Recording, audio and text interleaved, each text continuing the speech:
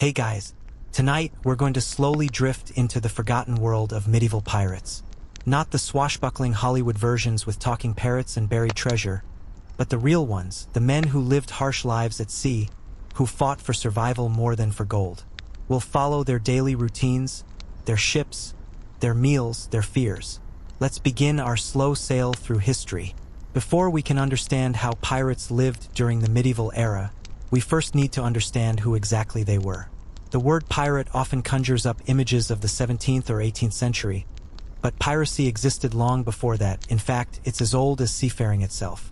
In medieval Europe, piracy was not a single profession, nor was it limited to lawless criminals. The lines between pirate, privateer, and naval sailor were often blurred. Many pirates operated with some form of backing from rulers or nobility, especially when their targets were political enemies. Others, however, were simply sea robbers, preying on merchant ships that had no means of defense. In the early Middle Ages, piracy was especially rampant in the waters surrounding the British Isles, the North Sea, and the Mediterranean. The collapse of the Western Roman Empire had left many coastal regions unprotected and vulnerable. The Vikings were perhaps the most feared of all early medieval sea raiders. Though they were not always called pirates, their activities were functionally the same: attacking ships and coastal towns, stealing goods, taking slaves. But as we move further into the 11th and 12th centuries, we begin to see more organized forms of piracy arise, particularly in the Mediterranean, where Italian city-states like Genoa and Venice battled Muslim corsairs from North Africa and the Eastern Mediterranean. It was a time of fragmented political control, and the sea became a lawless frontier. Medieval pirates didn't live on the open ocean for long stretches like their later counterparts. Their ships were smaller, and they typically stayed close to coastlines, raiding towns, ambushing merchant vessels, and slipping away into inlets, marshes, or pirate-friendly harbors. Unlike the large galleons of the golden age of piracy, medieval pirate ships were often small and fast. The most commonly used vessels were cogs in the north and galleys in the south.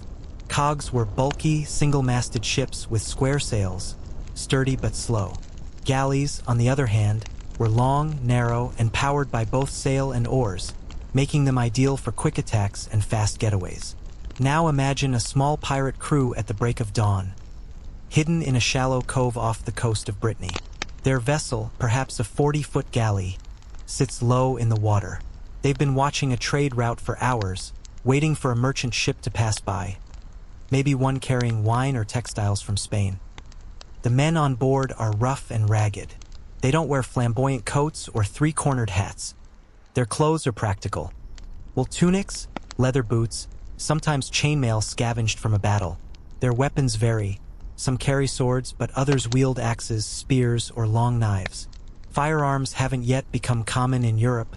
It's still the age of the blade. The air is tense. They know that any raid is a gamble. Merchant ships may travel unescorted, but they often fight back. And if the pirates are caught, there is no trial. Execution is almost certain. Daily life on board is not glamorous.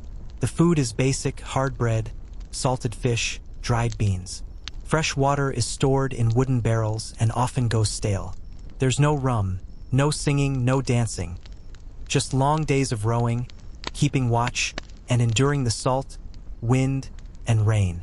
When it storms, water leaks through the seams of the hull, and the crew bails constantly to stay afloat. They sleep in shifts, curled in damp corners beneath coarse blankets.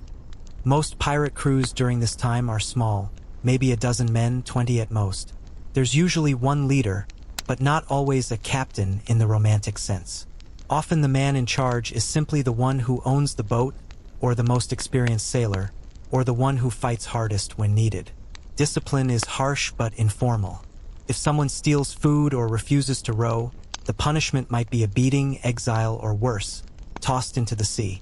In the Mediterranean, where piracy is particularly fierce, Muslim and Christian pirates clash in what are effectively private wars. Corsairs from North Africa raid Christian coastal towns, taking people as slaves. In return, Christian pirates, sometimes even monks turned fighters, attack Muslim ports. The Mediterranean is a sea of both commerce and conflict, and piracy is just another part of that equation. Over time, some pirate bands grow more organized.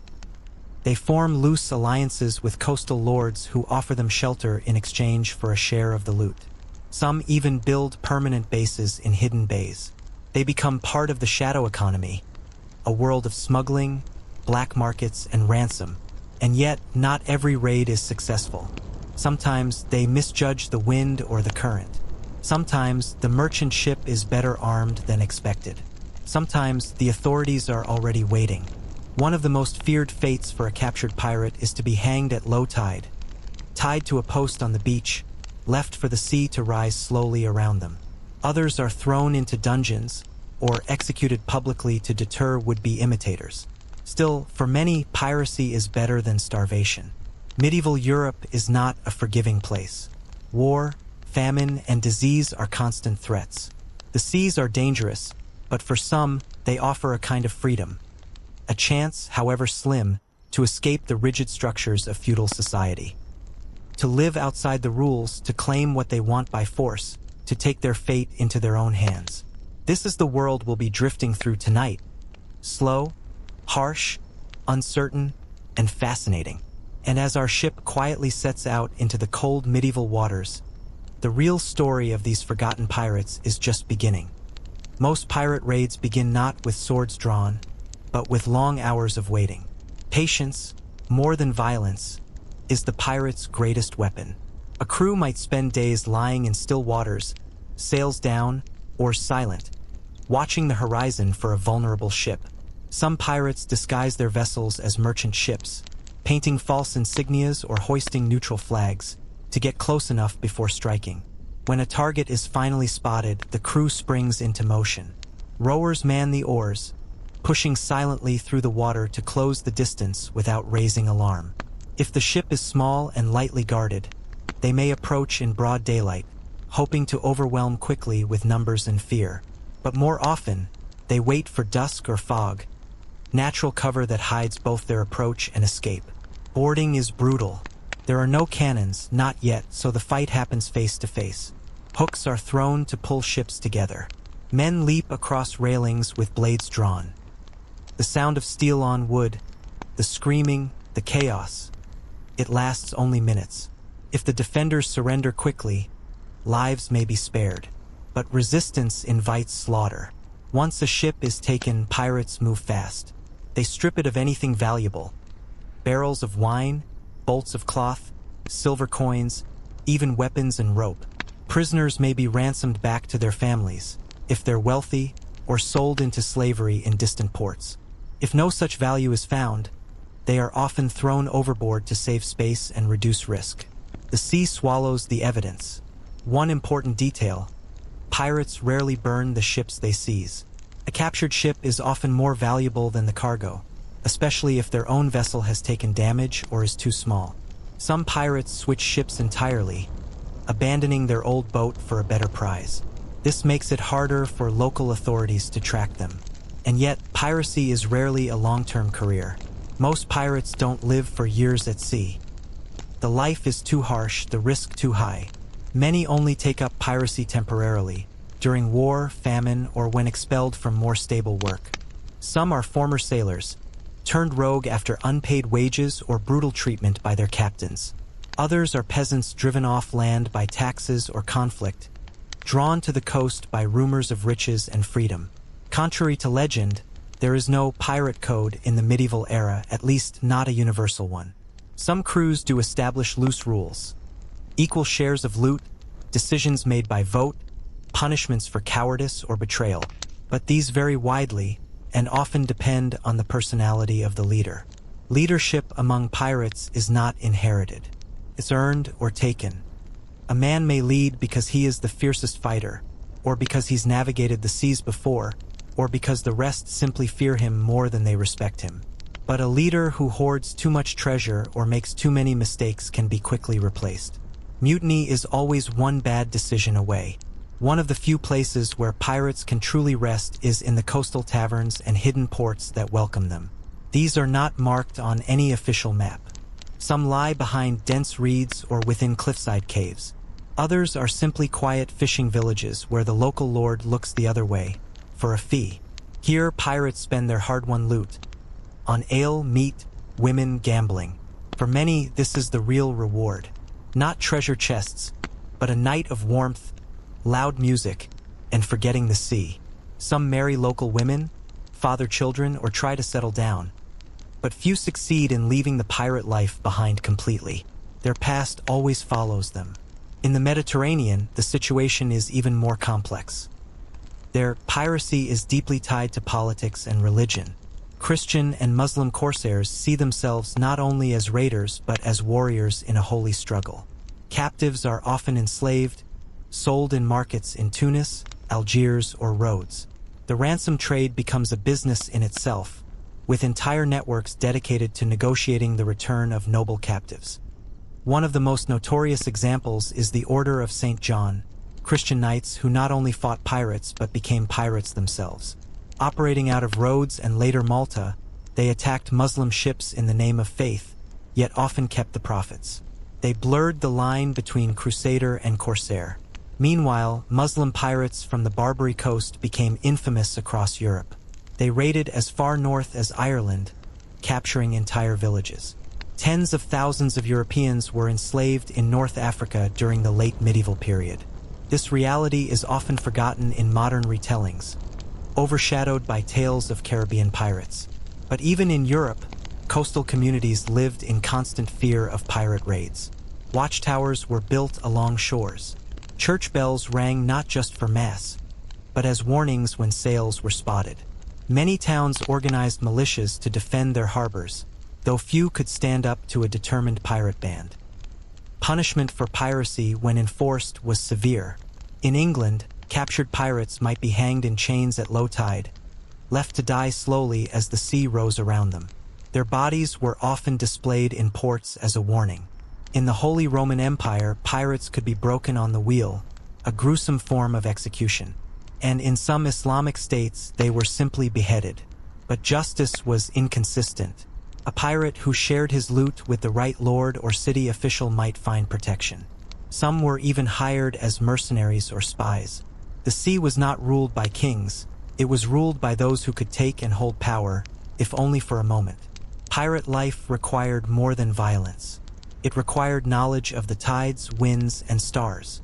Navigation in the medieval period was primitive. Compasses were rare, and most sailors relied on landmarks and sun position. Storms could destroy a ship in hours. A wrong turn could leave a crew starving on a deserted island. So the true pirate was not just a fighter, but a sailor, a planner, and a survivor. As night deepens and our story drifts further into this unforgiving world, we begin to see not just the myth, but the reality of piracy in the Middle Ages. Cold, dangerous, and deeply human. While the popular image of pirates paints them as loners, sailing freely across the open sea, the truth is that medieval piracy was often deeply regional. In the North Sea and Baltic, piracy took on a uniquely northern flavor. Here, the waters were colder, the ships heavier, and the politics more tangled. One of the most notable groups to emerge in this area were the Vitalienbrüder, or Victual Brothers. Originally hired as privateers in the late 14th century by the city of Stockholm to break a blockade during a war, they were tasked with bringing in supplies, victuals, hence the name. But when peace came, the cities that once paid them had no further use for their services. Rather than disbanding, the brothers turned to full-time piracy. They began to prey on merchant shipping throughout the Baltic Sea, especially the rich trade routes of the Hanseatic League, a powerful economic alliance of German and Scandinavian cities. Operating from bases in the North Sea islands and the coastlines of Mecklenburg and Gotland, the Vitalienbrüder terrorized the sea lanes. They were known for their ruthlessness, but also their discipline. Unlike many other pirates of the time, they had some degree of internal organization. Leadership was shared among a small group, and their operations included not just looting, but also hostage-taking, extortion, and establishing semi-permanent coastal strongholds. This pattern repeated across Europe. In many cases, pirates filled power vacuums left by weak rulers, collapsing trade networks, or prolonged wars. Where there was chaos on land, piracy grew at sea. In the English Channel, piracy was both a crime and, at times, a tool of statecraft. During the Hundred Years' War, for example, both English and French authorities quietly encouraged their private citizens to harass enemy shipping, essentially using pirates as an extension of their navy. These men would be given letters of marque, which gave them legal permission to attack enemy vessels. Of course, not all of them stuck to the rules. Many turned their attention to neutral ships or even their own countrymen, depending on where the profit lay. This created a strange dynamic.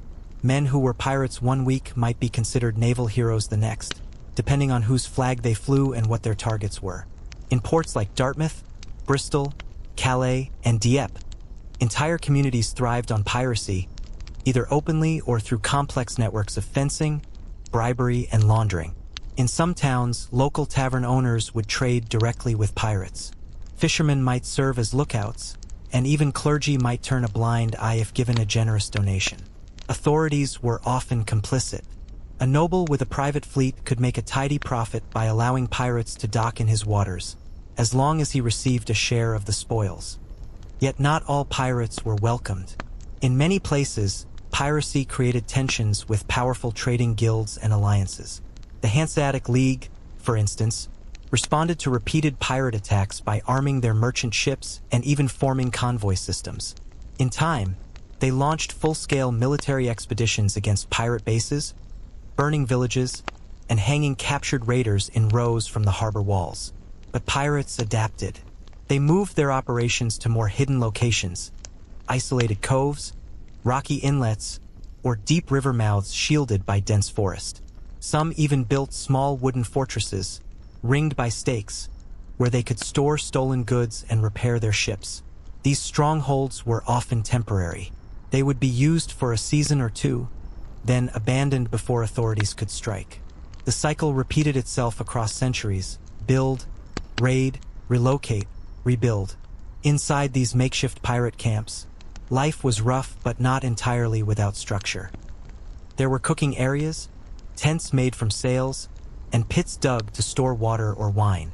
At night, fires were kept low to avoid detection. Guards were posted, and despite their violent trade, pirates shared a strong sense of internal order, at least among their own crew. Quarrels were often settled with fists or short blades. Outsiders were rarely trusted. If a stranger entered a pirate camp, they were watched closely and sometimes questioned harshly. Trust was earned slowly, usually by sharing in the risks of a raid or bringing in valuable information. Most pirate bands operated in multilingual, multi-ethnic groups. A ship might include Germans, Danes, Scots, and Moors all working side by side. Language barriers were overcome through gestures, simple commands, and shared maritime traditions. Loyalty to a nation was rare. Loyalty to the crew was everything. Of course, loyalty didn't always last. When treasure was scarce, tensions rose. There are records of entire crews turning on their leaders, especially if the men believed they were being cheated of their share. Disputes over women, food, or even sleeping space could escalate quickly. Still, there was something deeply communal about pirate life. Meals were shared. Victories were celebrated, usually with stolen ale or wine. Defeats were mourned together, and when a crewmate died, he was often buried at sea, wrapped in sailcloth, weighed down with stones, and dropped overboard with a short, whispered prayer. Back on land, piracy had ripple effects. Merchants began arming their ships.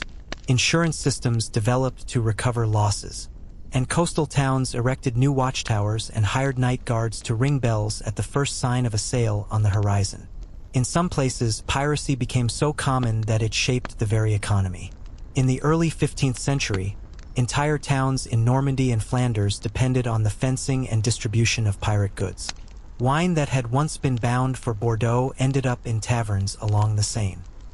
Flemish cloth, looted from English ships, was sold in markets under false labels. The black market became not a fringe economy, but a parallel one. The medieval world had no shortage of violence, but piracy offered something different: an escape from the rigid class structures of feudal society. A man who had nothing on land could become someone at sea. A raider, a helmsman, even a leader. It was dangerous, yes, but it was also, in a strange way, a path to autonomy. But that autonomy came at a cost. There were no hospitals, no laws to protect them, no courts to appeal to if betrayed. When a pirate was injured, his survival depended entirely on the skill of his comrades, and the contents of their ship's meager medical chest. A splintered bone might be wrapped in cloth soaked with wine. A deep wound might be seared with heated metal. Pain was constant, and death came quickly. As we drift further into this life of wood, salt, and blood, the myth of the pirate fades. What remains is something quieter, not a tale of endless adventure, but of cold mornings, hard men, and a life always on the edge. As the seasons changed, so too did the rhythm of pirate life. Spring and summer were the most active months for raiding. The seas were calmer, the daylight longer, and the merchant traffic heavier. It was during these warmer months that pirates launched most of their attacks, striking supply ships, ambushing coastal markets, and intercepting river barges moving inland. But when autumn arrived, and the winds turned colder, many pirates retreated inland or found shelter in hidden harbors. Their small ships were not built to endure the fierce winter gales of the North Sea or the sudden squalls of the Mediterranean. Winter was a time of repair, trade, and rest, or as much rest as pirate life ever allowed. During this quieter season, many crews took shelter in fishing villages sympathetic to their cause. Some stayed in half-abandoned monasteries, bribing the remaining monks with wine and silver to remain silent. Others found refuge in the crumbling remains of Roman fortresses, their stone walls providing some protection from the cold and from prying eyes. Life ashore was not comfortable. Most pirates lived communally in longhouses or crude wooden shelters, huddled around fires built from driftwood and broken ship planks. There was no luxury. Meals consisted of black bread, dried peas, smoked fish, and whatever game could be hunted nearby. They drank sour ale or mead, often brewed in small, smoky kettles with whatever grain could be stolen or traded. But these months were not idle. It was in winter that planning took place. Maps, often stolen from merchants or scribes, were studied by firelight. Rumors were exchanged, whispered reports of a wealthy convoy set to sail in spring, or a tax ship moving along the coast under light guard. Letters were sometimes forged, fake seals created, disguises prepared. Piracy was not just brute force, it required strategy. Sails were patched, hulls scraped clean of barnacles, ropes replaced with cordage scavenged from other ships. Weapons were sharpened, arrowheads hammered into shape, and new masts raised using tree trunks cut from nearby forests. Many crews also used this time to recruit. Word was spread quietly through inns and taverns. Strong arms needed, no questions asked. Young men, often landless peasants or deserters from local militias, joined with little hesitation. Some were escaping punishment. Some were hungry. Some had simply heard stories of gold and freedom and wanted their share. The new recruits were tested quickly. They were sent out on small missions, a night raid on a coastal storehouse, or the robbing of a poorly guarded trade cart. If they fought well and didn't talk too much, they were taken aboard. If they hesitated or showed fear, they were left behind or worse. Veteran pirates were deeply suspicious of outsiders. The fear of betrayal was constant. Informants were paid by city officials to infiltrate pirate crews, gather intelligence, and lead them into traps. A single mistake, a careless word, a wrong flag flown could lead to capture. To guard against this, pirates developed their own signs, signals, and watchwords. Certain knots tied in a particular way. A pattern of cuts along a mast. A hand gesture made before boarding. These weren't formal codes, but shared habits, part of the culture, learned through experience and necessity. While popular tales often speak of pirate flags, skulls, bones, and black sails, these symbols were not widespread in the medieval era. The infamous Jolly Roger would only appear much later, during the golden age of piracy. Medieval pirates used practical deception instead. They flew the flags of friendly cities or pretended to be fishermen or traders, only revealing their true intent at the last possible moment. Religion played an odd role in pirate life. Despite their violence and crime, many pirates were still deeply superstitious and held to certain Christian practices. Some wore small wooden crosses around their necks, Before a raid, a quick prayer might be offered, not to ask for forgiveness, but for success and survival. They believed in signs, omens, dreams. If a bird flew a certain direction, if a coin landed wrong, the raid might be postponed. Ships often carried small relics, bones of saints, bits of holy cloth, thought to bring good luck or protect from storms. Ironically, many of these relics were stolen from churches. Sacred, yes, but also loot just like anything else. When ships returned from a successful voyage, the mood shifted. Celebrations were brief but intense. Fires were lit, music played on crude string instruments or flutes. Stories were told, often exaggerated, of daring escapes and fierce battles. Loot was divided according to custom, usually an equal share for each crewman, with extra portions for the leader and those who had proven themselves in the fight. Not all treasure was gold or silver. Spices, dyes, wax, tools, salt, and rare woods were often more valuable, easier to trade, harder to trace. Some pirates specialized in particular goods. Those who knew the best markets for olive oil or tin could make far more than those who chased coin alone. Occasionally, a ship would capture a passenger of importance, a wealthy merchant, a noble, even a priest with high connections. Ransom became its own enterprise. Letters were sent, often through corrupt officials, and payment negotiated. In some cases, hostages were treated well to ensure full payment. In others, a finger or ear was cut off and sent as a warning. The business of piracy required flexibility. When waters became too dangerous, routes changed. If a port grew hostile, alliances shifted. What mattered was survival, and a crew's ability to adapt determined whether they saw another season. Among the more experienced pirates, knowledge of the sea was passed down like folklore. They spoke of hidden currents, islands that disappeared at high tide, markers carved into cliff faces centuries ago. They knew where reefs lay just below the surface, where fog rose thickest, and which stars to follow home. This oral tradition mattered. Few pirates could read or write. Maps were rare and expensive, and many were hopelessly inaccurate. Instead, directions were memorized, landmarks described in detail, routes taught by repetition. There was an old rule: never trust a map you didn't draw yourself. And so the pirate life continued, in shadows and in salt, between waves and whispers. They were men shaped by hardship, bound not by law, but by need. Not heroes, not villains, just survivors. Among all the dangers medieval pirates faced, storms, swords, betrayal, disease was perhaps the most persistent and feared. Life at sea was not just dangerous in battle, but also in stillness. A few weeks without fresh supplies could weaken even the strongest crew. Scurvy, though not fully understood at the time, often struck after prolonged voyages. Men would begin to feel fatigue. Their gums would swell and bleed, and old wounds reopened for no clear reason. They blamed it on foul air or angry gods, not the lack of citrus. Latrines, if they existed at all, were simply wooden planks extended over the edge of the ship. Sanitation was minimal. Fleas and lice thrived in the damp wool clothing most pirates wore, and infected wounds could quickly turn deadly. Without antibiotics or any true surgical knowledge, even a small cut from a rusty blade could mean a slow, painful death. There was no ship's doctor. The best a crew could hope for was a crewmate who had seen a few battlefield surgeries, or an older sailor who claimed to know herbs. Remedies were primitive: crushed garlic, vinegar, boiled bark, and bloodletting. Sometimes wounds were cauterized with hot iron. Other times, gangrenous limbs were simply removed with a saw and a bottle of wine. Despite this, pirates endured. They had to. The choice was never between luxury and piracy.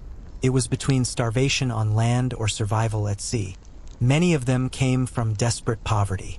They had nothing waiting for them in the towns they left behind. No inheritance, no land, no future.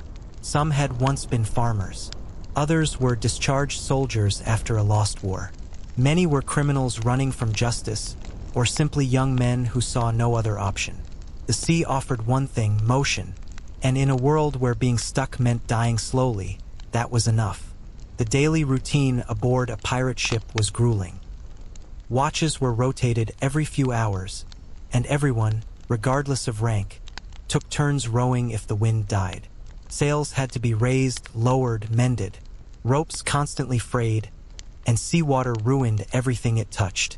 Even sleep came in short, damp shifts, often interrupted by shouts from the lookout or the need to bail water from the hold. Meals were consumed quickly, often cold. Hardtack, a dry, almost inedible biscuit, was the staple. It was so hard it had to be broken with a knife or soaked in liquid. Often it was filled with weevils, small insects that lived inside the flour. But the men ate them anyway. Protein was protein. They drank watered-down ale or thin wine, since stored water grew algae and smelled of rot after a few days. On better voyages, there might be dried meat, salted fish, or onions, but always in small portions and only when luck allowed. Pirates didn't dress in flamboyant colors or gold-trimmed coats. Their clothing was practical and often scavenged from the dead. A pirate's tunic might once have belonged to a Flemish merchant or a drowned sailor. They wore thick leather belts, carried daggers tucked into their boots, and wrapped their heads in cloth to keep off the sun. Shoes were mismatched if worn at all. Weapons were rarely uniform. Some carried short swords or falchions, while others relied on boarding axes, clubs, or fishing spears. Crossbows were common for ranged attacks, since they were more practical than longbows on the unsteady decks. Gunpowder weapons existed but were expensive and often unreliable. Small hand cannons and primitive matchlocks might be carried, but few pirates trusted them in the heat of a fight. Instead, most battles were won with speed and fear. If a target ship surrendered without resistance, it was spared bloodshed, but if it fought back, mercy was rare. Pirates had no room for prisoners they couldn't profit from. Space on board was limited, and injured enemies were seen as liabilities. Occasionally, pirates took skilled individuals alive: carpenters, navigators, scribes. These men might be forced to serve under duress, working alongside their captors to keep the ship running. In return, they were sometimes given better rations or a private sleeping space. But they remained prisoners, bound to a dangerous life with no guarantee of freedom. Aboard the ship, rank was informal but clear. The man who knew the coastlines best, who could read the clouds or steer through rocky waters, earned respect quickly. Strength mattered, but so did experience. New recruits were treated harshly at first, given the worst jobs, watched closely, denied a full share of loot until they proved themselves. But once accepted, a pirate became part of the crew, and that bond, for many, was stronger than anything they'd known on land. There was no nobility at sea, no priests, no taxes. Only the ship, the crew, the next raid, and the endless expanse of gray-green water. Despite the hardships, pirates did find moments of peace. On calm nights, when the wind was steady and the stars were visible, sailors sat in silence, sharpening blades, repairing nets, or simply listening to the creaking of the hull. Stories were shared, of raids gone wrong, of treasures lost, of lovers left behind. Most stories were lies or at least heavily exaggerated, but no one cared. Superstitions filled the gaps where religion failed. Some pirates refused to sail on certain days, or believed whistling on deck would summon storms. Others swore that dolphins guided them to safety, or that burying a coin beneath the mast brought good luck. Rats leaving a ship were taken as an omen of doom. A bird flying the wrong direction could mean a voyage should be delayed. And always they watched the sea, for changes in color, for patterns in the waves, for sails on the horizon, because even in calm, danger could come swiftly. A merchant convoy might be escorted by armed galleys. A port that once welcomed them might now be under royal order to seize them on sight. And within their own ranks, trust could crumble in an instant if someone took more than their share. But for those who lasted, who knew when to strike and when to vanish, piracy was a living. Not a safe one, not a noble one, but a life nonetheless. And so they kept sailing, toward the next shadowed coast, the next forgotten cove, and the ever-uncertain promise of the next prize. While raids and battles defined the public image of pirates, much of their existence was spent doing something far more mundane: waiting. Waiting for the right wind, waiting for a ship to appear on the horizon, waiting for a signal from a spy in the next port. Time moved differently at sea, and patience was as important as the sword. During these long stretches of inactivity, pirates often turned to craft and maintenance. Ropes frayed and had to be rebraided. Sails tore and needed stitching. Hull planks warped from water and sun and had to be tarred or replaced. Tools were precious. An iron nail could mean the difference between staying afloat and sinking in rough water. Ships were never perfect. Medieval vessels leaked constantly, and crews took turns bailing water from the bilge. Pitch, a sticky, tar-like substance, was heated in iron pots and used to seal cracks between planks. The smell was thick and bitter, but without it, the ship would rot quickly in salt and sun. A skilled shipwright or carpenter on board was invaluable. He might be exempt from combat duties, given extra rations, or treated with more leniency. His job was constant. Even when no raid was planned, the ship was a living thing that required care. Pirates also practiced combat during downtime, not in grand duels but in short bursts. They trained with daggers, practiced climbing ropes and masts, and rehearsed boarding maneuvers in quiet harbors. It wasn't about honor or style, it was about survival. Sailing itself was a discipline. The helmsman had to read the wind by watching the sails and the surface of the water. The lookout, perched high on the mast, scanned the horizon not just for sails, but for the slightest change in color, a sign of ships or shallows. Navigation relied mostly on landmarks and memory. Compass use was limited, and stars could only guide when skies were clear. Maps, when they existed, were hand-copied and filled with errors. Some showed monsters at sea. Others had entire islands that didn't exist. So instead of relying on charts, pirates memorized coastlines, a particular rock shaped like a wolf's head, or the curve of a bay where the water changed color near shore. Much of their knowledge came from local fishermen and smugglers. These men often had better charts and more recent information. In exchange for silver or protection, they shared news: which ports had weak guards, which ships were expected soon, which local lords could be bribed. These relationships were delicate, always at risk of betrayal. When the time finally came to sail, everything moved quickly. A signal was passed. A lantern swung twice, a red flag hoisted. A particular song whistled on the docks. Crew members rushed to prepare the ship, loading supplies, checking rigging, sharpening blades. Sometimes, a single sail would be spotted in the distance. The decision to pursue had to be made within minutes. Was the wind right? Was the ship light enough to catch it? Did it look armed? Too many pirates had died chasing the wrong target. Too well defended, too fast, or simply not worth the effort.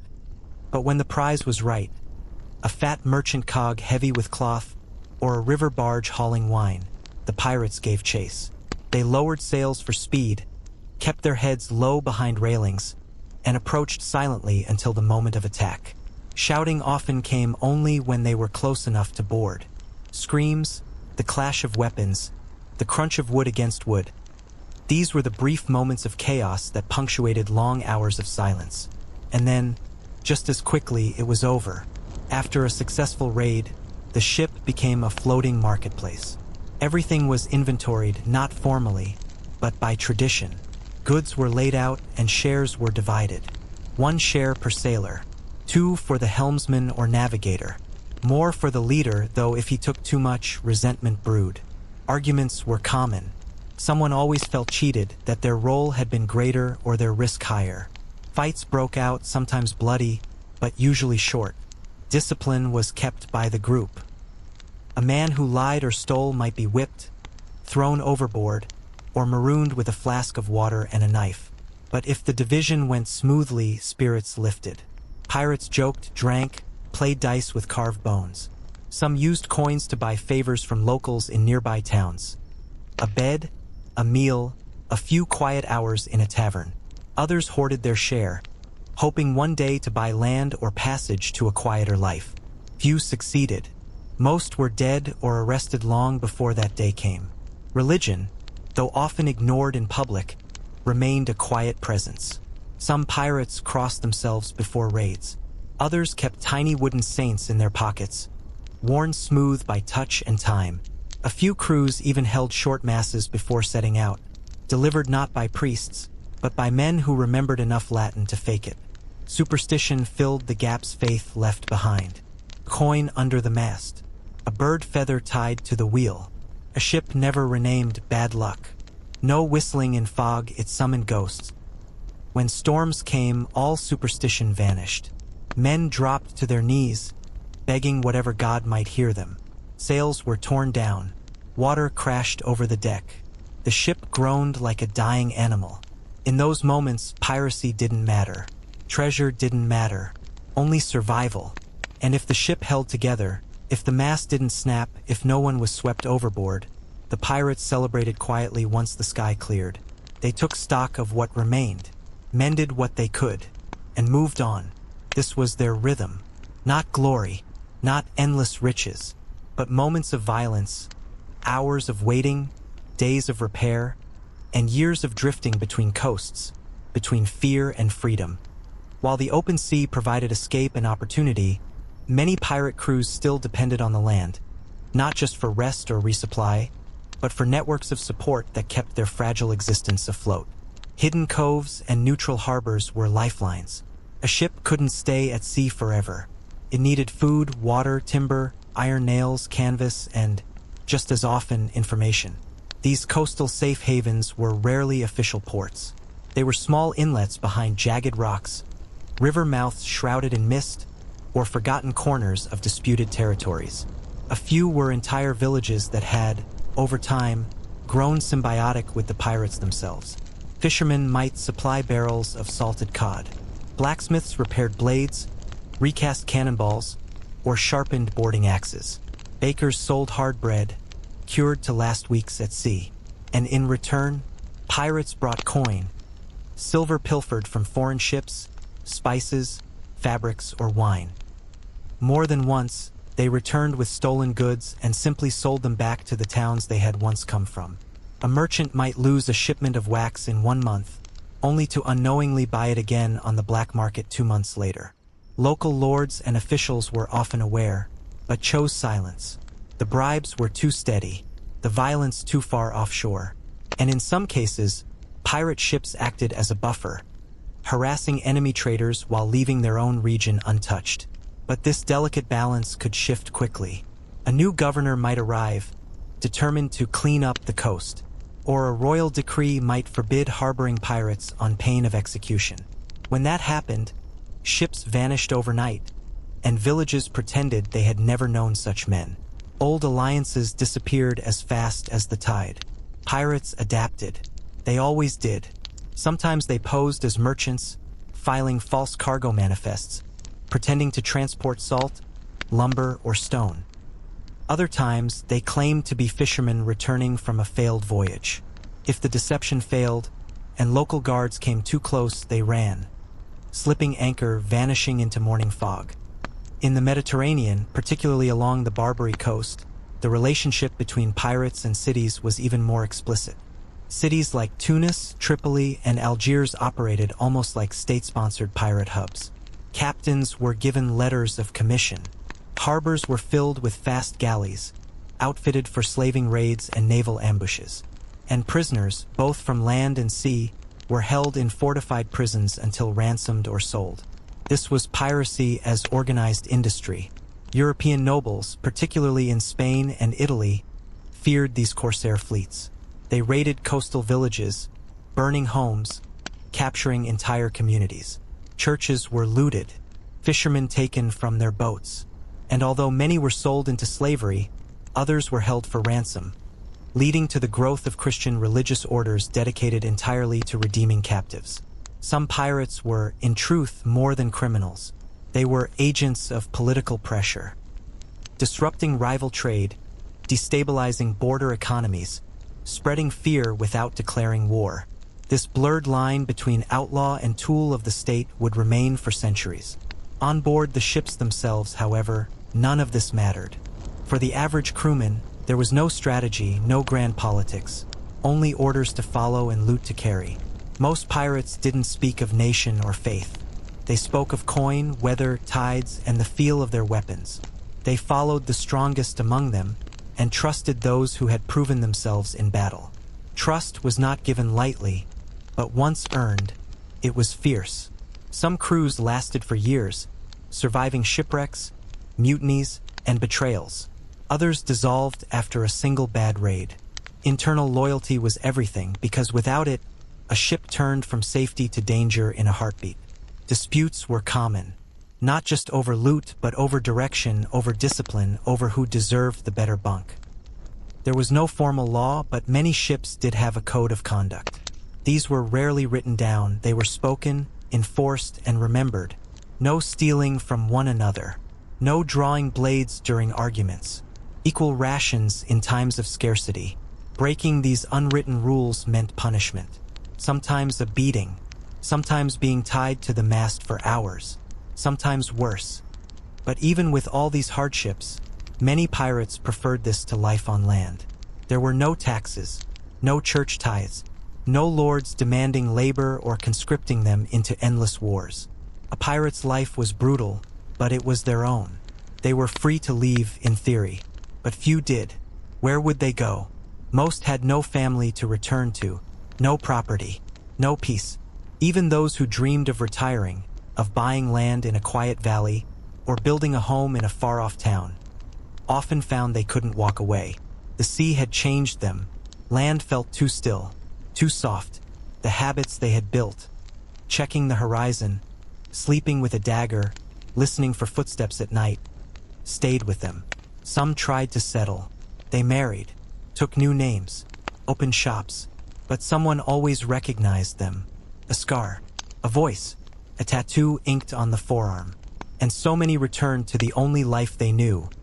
The sea, the ship, the shadows. Not because it was glorious, not because it was rich, but because it was the only place they understood how to survive. To understand the psychology of a medieval pirate, one must begin not at sea, but in the places they came from. Towns where hunger echoed through narrow alleys, farms where crops failed year after year, and battlefields where the defeated limped away with nothing but wounds and silence. Piracy was rarely the first choice. It was often the only remaining one. Young men, hardened by war, rejected by guilds, or cast aside by collapsing villages, found in the sea a strange, harsh kind of promise.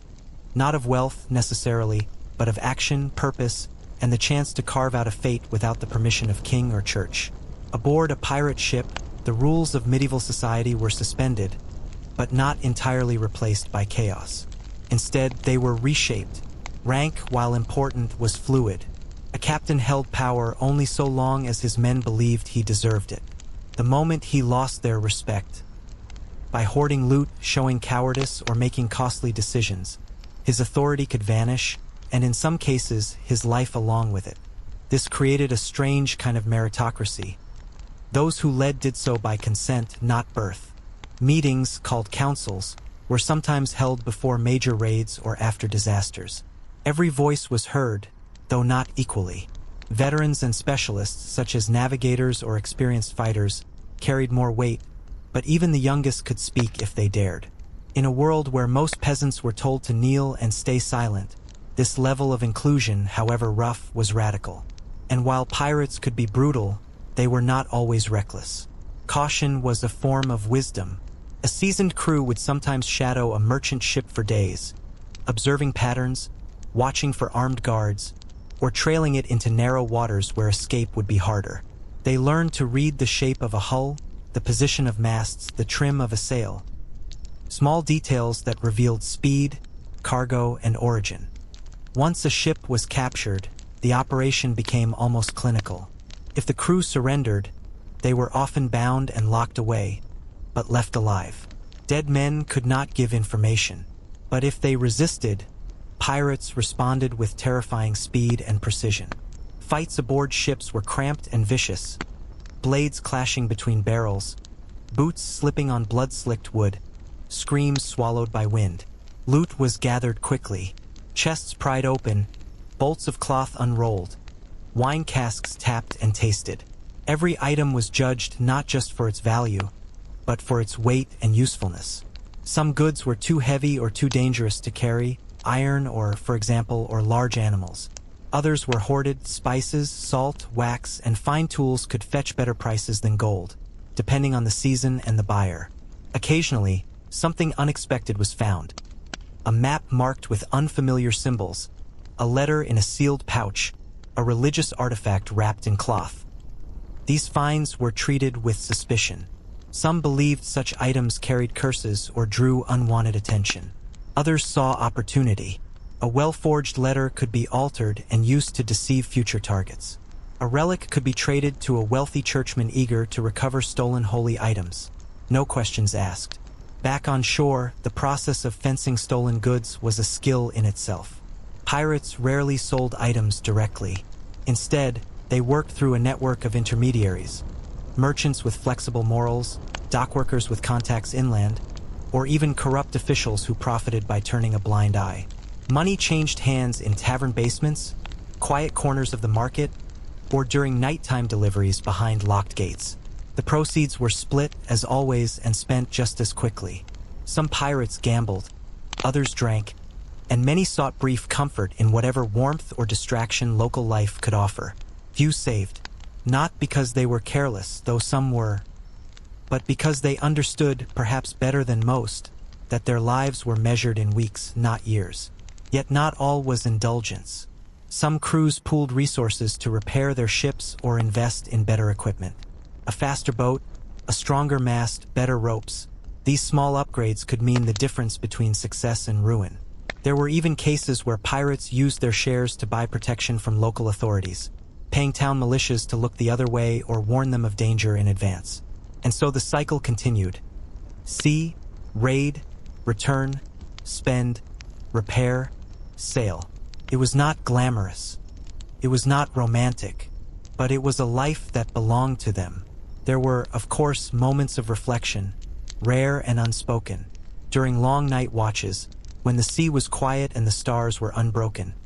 Some pirates stood alone at the bow, staring into the darkness, not out of fear, but because it was the only time they heard nothing but the sound of water and their own breath. In these silences they thought about who they were before, about those who were lost, about whether they might ever reach some distant place and stop running. But dawn always came. The wind picked up, and the ship moved forward. The myth of the pirate as a lone wanderer is one crafted mostly by modern stories, but in truth, pirates were deeply social creatures. They lived shoulder to shoulder, worked side by side, and fought with and for one another in ways that blurred the line between camaraderie and survival instinct. There was little privacy on a pirate vessel. Every movement, every argument, every mistake was witnessed. There was no hiding a wound, no concealing a fear, and certainly no room to retreat from conflict.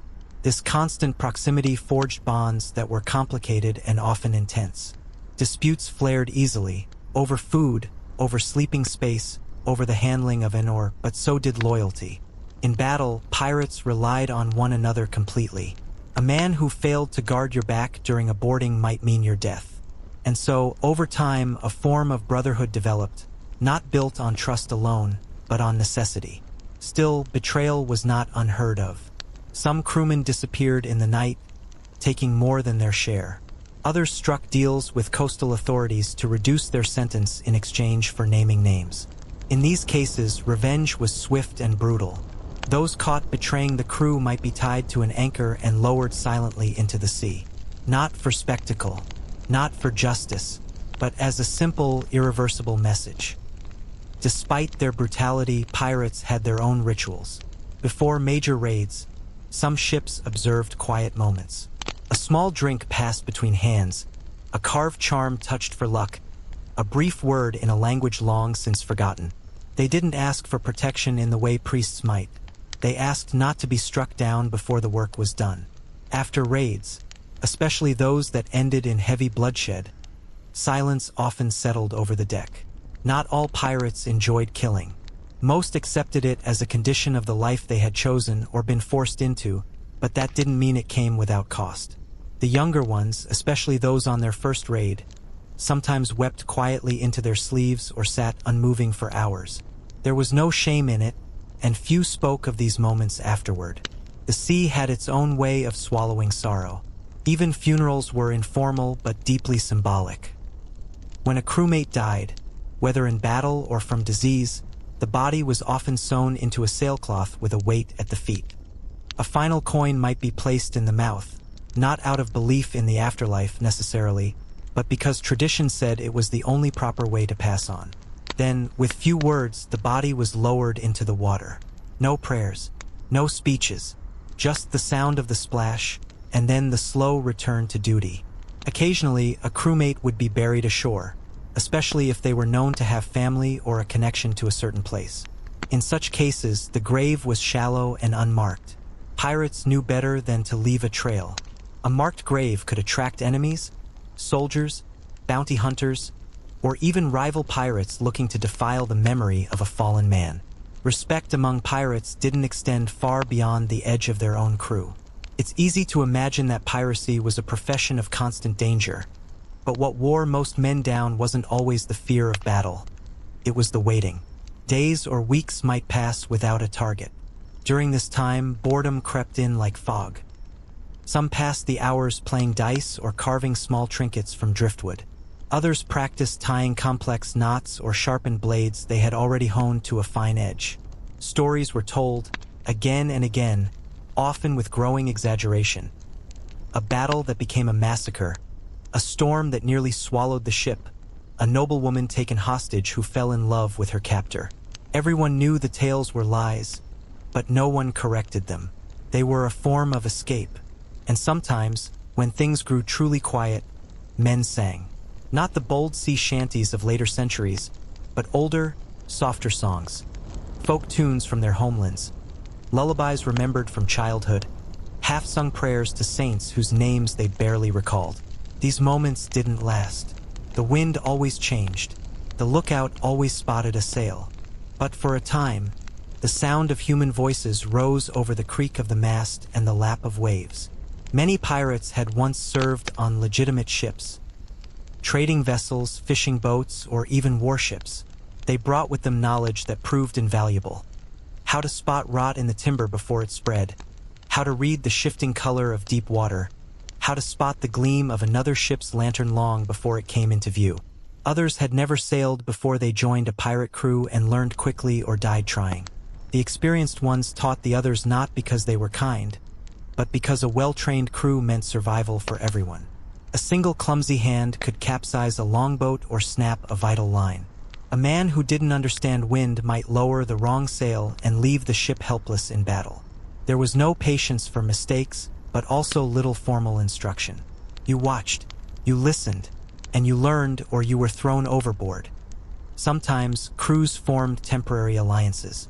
2 or 3 ships might coordinate to attack a heavily guarded convoy or a fortified port.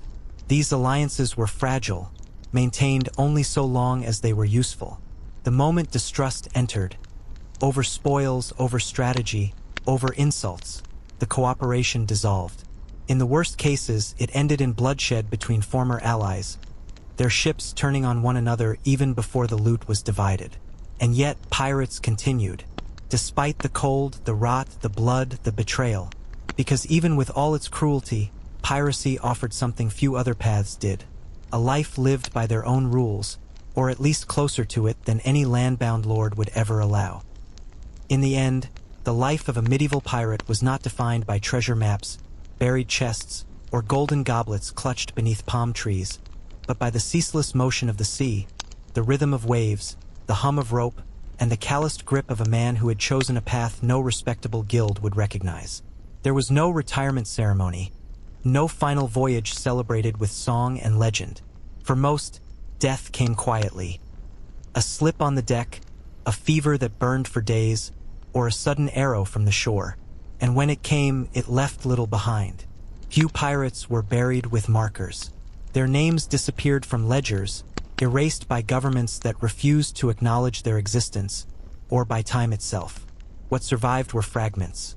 A blade rusting in coastal sand, a coin stamped with foreign kings, or whispers in the logbooks of merchant ships that recorded a sudden attack, the loss of cargo, and the date the sails vanished into mist. Some pirates did grow old. A rare few left the sea behind, settling under new names, blending into fishing villages or remote mountain towns. They lived quietly, avoiding questions, keeping no reminders of who they had been. Neighbors sometimes wondered about the faded tattoos, the strange habits, always locking doors, always sleeping with a knife near the bed, but never asked. In this silence, former pirates aged and died as farmers, craftsmen, or wanderers. But most did not make it that far. The sea was unforgiving. A snapped mast could doom a ship. A bad storm, or a reef unseen beneath the surface, could end an entire crew's story in a matter of minutes. No last words, no grave, just the ocean closing over the wood. Yet what they left behind was not nothing. In coastal folklore, pirates became both monsters and martyrs, symbols of freedom to some, of terror to others. In songs sung by fishermen and stories told in candlelit taverns, their deeds were stretched and reshaped. A small raid became a naval battle. A lost skiff became a ghost ship. A nameless sailor became a legendary captain, his name etched in driftwood or whispered by children daring each other near the docks. Their legacy echoed in laws that grew stricter, in coastal defenses built stronger, in trade routes shifted to avoid known danger zones. They forced empires to adapt, not through politics or war, but through the stubborn insistence of existence. And in rare moments, something deeper remained, not admiration, but understanding. That these men, for all their crimes, had not always chosen this life freely. That they were born into poverty, raised on violence, cast out by a world that offered no place for them except the gallows or the deck. That in choosing the sea, they had claimed a sliver of control over their fate, however short-lived, however dangerous. Not heroes, not saints, not even rebels in the modern sense. Just men, desperate, defiant, sometimes cruel, sometimes kind, caught between storm and hunger, sword and wind, life and legend. And so the sails came down. The ships rotted away, plank by plank, eaten by salt and sun. The names were forgotten, but the story, the truth beneath the myth remains. Not to glorify them, not to forgive them, but to remember that history, even in its darkest corners, belongs to the real, not the romantic. And somewhere, far from maps and crowns, the sea still carries the echo of their voices. The life of a pirate was shaped not only by the endless struggle against enemies and the sea itself, but also by the complex web of relationships and codes that govern their behavior, often unwritten yet strictly enforced, creating a unique social order that balanced survival with a fragile sense of justice. This order was maintained through shared hardships and the constant need for cooperation, as a ship's crew had to function like a single organism. Every man's strength, skill, and loyalty mattered deeply because failure to pull one's weight could endanger everyone aboard. Pirates were keenly aware of this interdependence. Yet beneath the surface, tensions simmered, fueled by fear, ambition, and the ever-present hunger for wealth that could spark conflict as easily as camaraderie. Despite this, many pirate crews adopted surprisingly democratic principles when it came to decision-making and division of spoils, rejecting the rigid hierarchies of their homelands in favor of votes and councils where captains could be challenged and shares divided more fairly. An arrangement born out of practicality rather than ideology, but nonetheless revolutionary for the time. Leadership was earned through skill, courage, and wisdom rather than noble birth, with captains elected by their crews and subject to removal if they failed to meet expectations. A system that reflected the harsh realities of life on the sea, where respect was gained by action, not title. In moments of crisis, this system could prove its worth, as crews united behind competent leaders and cast aside those who endangered the group, but it also bred rivalries and power struggles that occasionally erupted into violence or mutiny. While battles and raids were the most visible expressions of pirate life, much of their time was spent in mundane yet essential tasks that ensured their survival, from repairing sails and patching leaks to rationing food and maintaining weapons, all performed with a weary efficiency born from experience and necessity. These daily routines reinforced the bonds between men, creating a rhythm to their lives punctuated by work, waiting, and moments of brief respite, during which stories were shared, songs hummed softly under breath, and the crew found temporary escape from the endless horizon. Yet beneath these moments of calm lurked the ever-present threat of betrayal, sickness, and death, shadows that shaped every decision and left no room for complacency. Pirates also relied heavily on intelligence gathering, often through a network of spies, informants, and sympathetic locals who provided vital information about shipping routes, naval patrols, and the political climate of ports, knowledge that could determine the success or failure of a raid. This information was carefully guarded and shared only with trusted individuals, as a single leak could lead to disaster, ambush, or capture, and so secrecy became a currency as valuable as gold. The need for such intelligence fostered uneasy alliances with smugglers, corrupt officials, and even rival pirates, a complex dance of cooperation and competition where loyalty was always conditional and fleeting. These alliances, while beneficial, were fragile and often fraught with suspicion, as each party pursued its own interests and weighed risks against rewards, leading to shifting coalitions that could dissolve overnight or turn violent without warning. Pirates understood this volatility well, and many developed an instinct for reading people and situations, learning when to trust and when to strike preemptively, a survival skill honed by countless encounters where hesitation or misplaced confidence could be fatal. Their lives depended not only on strength and skill but also on keen observation, quick judgment, and the ability to navigate the treacherous currents of human nature as much as those of the sea. The harsh realities of piracy also extended to the treatment of prisoners, which varied widely depending on circumstances and leadership, ranging from ransom and forced labor to brutal execution, reflecting a pragmatism born of limited resources and constant danger. Some captains preferred to hold valuable prisoners for ransom, hoping for payment from families or governments, while others saw them as liabilities to be disposed of swiftly, unwilling to risk mutiny or disease aboard crowded ships. Prisoners who were kept alive faced harsh conditions, chained below decks or confined to small cages, their fate often uncertain, and their suffering a grim reminder of the brutal calculus pirates had to perform daily. The precariousness of pirate life extended beyond immediate threats to long-term concerns about the future, as few pirates imagined growing old or retiring with their wealth, knowing well that each voyage could be their last and that the sea was indifferent to human plans or desires. This awareness shaped their attitudes toward risk and reward, fostering a fatalistic acceptance of danger that simultaneously emboldened them and left them vulnerable to reckless decisions. It also influenced the way they viewed possessions and loyalty, with many pirates valuing camaraderie and immediate pleasure over long-term security, a mindset that both sustained their harsh lifestyle and sealed their fates. Yet even in this brutal existence, moments of humanity and tenderness occasionally surfaced, whether in the shared grief over a lost comrade, the quiet generosity of a captain towards a wounded sailor, or the fleeting joy found in simple pleasures like fresh fruit brought from a successful raid or the warmth of a fire on a cold night. These glimpses of compassion did not contradict their often violent lives, but rather illuminated the complex nature of men living at the edge of society, caught between survival and the desire for connection. In these moments, the harshness of their world softened, revealing the enduring resilience of the human spirit even in the darkest of circumstances. Life aboard a pirate ship was governed not only by immediate threats and harsh conditions, but also by the constant struggle to maintain order in an environment where lawlessness seemed to reign, requiring a delicate balance between discipline and freedom that could quickly tip into chaos if mismanaged. While piracy conjures images of reckless violence, in reality, discipline was often strict, and many captains enforced rules to prevent disorder, understanding that survival depended on cooperation and restraint as much as on courage and force.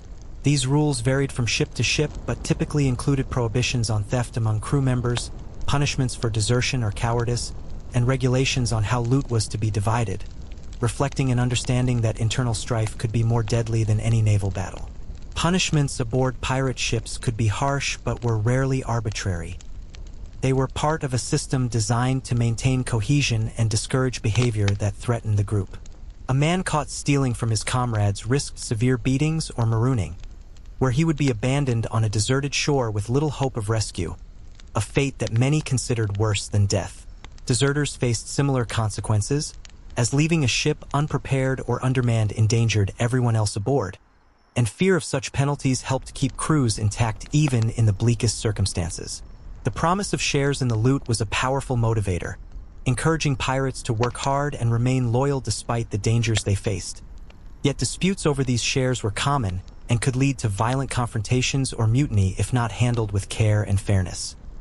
Many pirate ships operated under a code or articles that outlined how spoils were to be divided, often granting additional shares to officers or those who sustained injuries in battle, an early form of compensation recognizing the risks taken by different crew members. These articles were sometimes formally agreed upon and read aloud before setting sail, reinforcing the social contract that bound the crew together and provided a semblance of justice amid their lawless existence. Despite the perilous nature of their work, pirates found moments of respite in the routines of daily life at sea. From the communal meals shared beneath the open sky to the quiet evenings when the crew gathered to share stories, sing, or simply watch the stars, moments that offered fleeting relief from the relentless dangers surrounding them. These gatherings reinforced social bonds and provided psychological sustenance, as the isolation and monotony of life aboard ship could be as deadly as any enemy. In such moments, the distinctions between captain and crew blurred, replaced by a shared humanity that transcended rank and origin. A reminder that even the fiercest pirates were men seeking connection in a harsh world. Pirate ships were often multicultural and multi-ethnic communities, reflecting the diverse backgrounds of those drawn to the sea, including sailors from different parts of Europe, Africa, and beyond, all united by a common purpose but bringing with them varied customs, languages, and beliefs that shaped daily life aboard. This diversity could lead to tensions but also fostered adaptability and resilience, as crews learned to communicate across barriers and incorporate different skills and knowledge into their operations. The blending of traditions gave rise to unique cultural practices among pirates, from shared superstitions to hybrid languages and distinctive music, elements that contributed to the enduring mystique of pirate life. One of the most enduring myths about pirates is the romantic notion of hidden treasures buried on remote islands. Yet in reality, such practices were rare if they occurred at all, as pirates typically preferred to sell or trade their loot quickly rather than risk losing it to theft, spoilage, or seizure. The logistics of burying treasure were complicated by the transient nature of pirate life, the constant movement from port to port, and the need to avoid detection by authorities, making such endeavors impractical for most crews focused on immediate survival. Instead, loot was usually distributed among the crew, converted into goods or coin, and spent or invested as best as circumstances allowed, reinforcing the idea that piracy was less about accumulated wealth and more about momentary gains. Pirates also had to contend with the growing power of naval forces and privateers commissioned by governments to hunt them down, a constant threat that forced them to adapt tactics, routes, and alliances to evade capture or destruction, underscoring the precariousness of their existence. Naval patrols increased in number and sophistication during the late medieval period, equipped with faster ships and better weapons, often cooperating across borders to root out pirate havens and protect commerce, gradually shrinking the spaces in which pirates could operate freely. This escalation pushed pirates toward more remote or dangerous waters, and sometimes forced them into uneasy truces with local authorities, further blurring the lines between outlaw and agent of state. Despite these pressures, piracy persisted as a way of life for many, fueled by the allure of freedom, the possibility of quick riches, and the refusal to accept the strict hierarchies and limited opportunities imposed by medieval society on land, motivations that continued to draw men to the sea even as the risks grew ever greater. For all their hardships, pirates were survivors, adapting constantly to changing circumstances, inventing new strategies, and maintaining a fierce independence that made them both feared and admired in different quarters. Their stories, though often distorted by legend and myth, remain a testament to the human capacity to resist control and seek autonomy in even the harshest conditions. Survival at sea demanded more than physical strength or combat skill. It required a profound understanding of nature's unpredictability and an ability to read subtle signs that could mean the difference between life and death, lessons learned through bitter experience rather than formal instruction. Pirates became adept at interpreting the sky's changing hues, feeling shifts in the wind's direction and pressure, and observing the behavior of sea birds and fish to anticipate weather changes or navigate unseen hazards beneath the waves. These skills, often passed orally from one generation to the next, formed an unspoken language between man and sea that was crucial to the success of any voyage. Weather could be an ally or a deadly adversary, with storms arising suddenly and fiercely. battering ships with rain, hail, and lightning, forcing crews to work in near-impossible conditions to secure sails, bail water, and keep the vessel afloat as waves crashed relentlessly against the hull. The psychological toll of such storms was immense, as sailors faced exhaustion, fear, and the ever-present threat of capsizing or being swept overboard, while the sounds of creaking timbers and whipping ropes served as constant reminders of their precarious existence. Even after surviving a storm, the damage to ship and crew often required long periods of repair and recovery, during which the threat of starvation, disease, and attack remained pressing concerns. The sea itself held dangers beyond weather, from hidden reefs and shifting sandbars to hostile wildlife such as sharks and aggressive seabirds, each presenting challenges that demanded vigilance and experience, as a single misstep could result in shipwreck or injury. Pirates learned to navigate these hazards with care, developing routes that avoided known dangers or timing their journeys according to tides and seasonal patterns, knowledge often guarded closely as a competitive advantage. This intimate connection to the sea fostered a respect for its power, even among those who lived by challenging its dominance daily. Disease was another invisible enemy, one that often caused more deaths than battles or storms, as cramped, unsanitary conditions aboard ships provided fertile ground for ailments such as scurvy, dysentery, typhus, and respiratory infections, which spread rapidly and could decimate entire crews within weeks. Limited medical knowledge and supplies meant that treatments were rudimentary at best, relying on herbal remedies, rudimentary surgeries, or simply hope, with many pirates succumbing quietly to illness far from any chance of proper care. The fear of disease influenced every aspect of life aboard, from rationing fresh water and food to attempts at quarantine, though these were often difficult to enforce in close quarters. Nutrition was a constant struggle, as fresh food was scarce and diets relied heavily on salted meat, hard biscuits, dried legumes, and occasional foraged fruits or fish, leading to deficiencies that weakened crews and made them vulnerable to disease.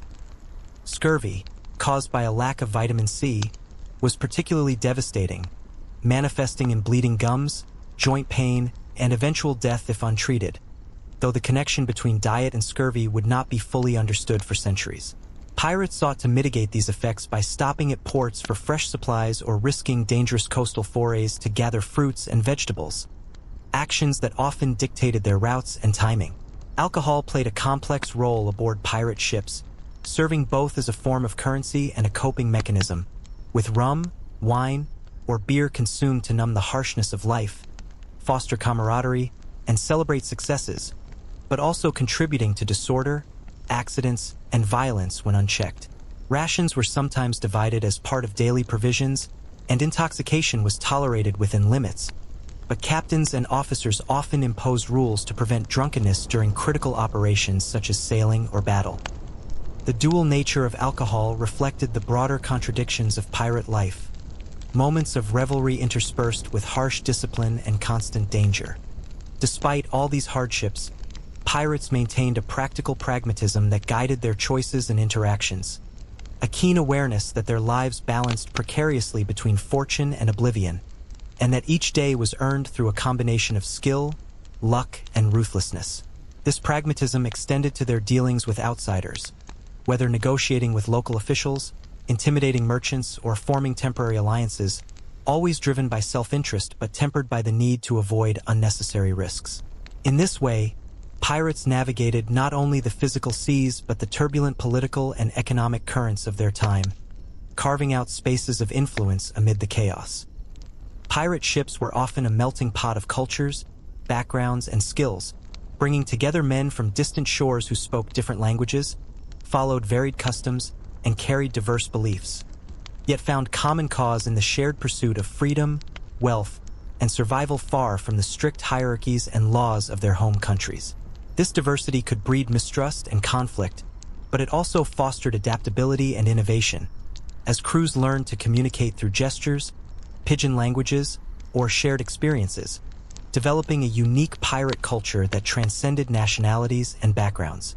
In this environment, skills were valued above origin, and a sailor from one land might serve alongside another from across the sea, united by their ability to contribute to the ship's success and their willingness to endure its hardships.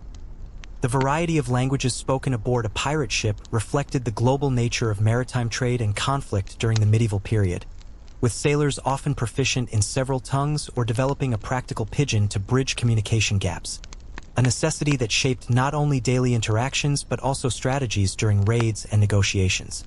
Such linguistic blending enriched pirate life but also added layers of complexity, as misunderstandings could lead to dangerous mistakes or missed opportunities, requiring patience, observation, and quick adaptation from all crew members.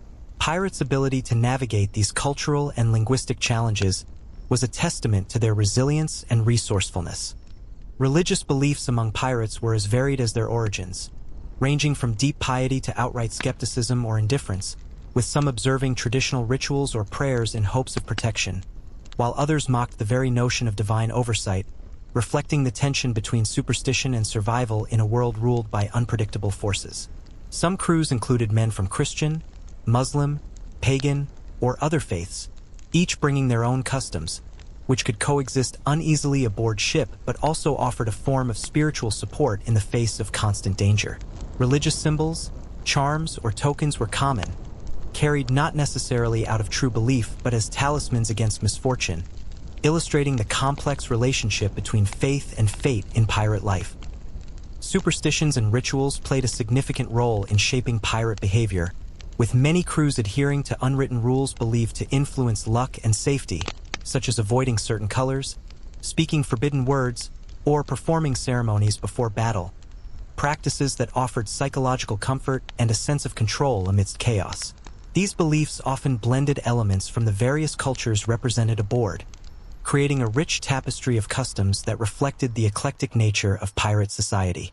While outsiders might dismiss these as mere folly, for pirates they were serious matters that could affect morale and cohesion, underscoring the deep human need to find meaning in uncertainty.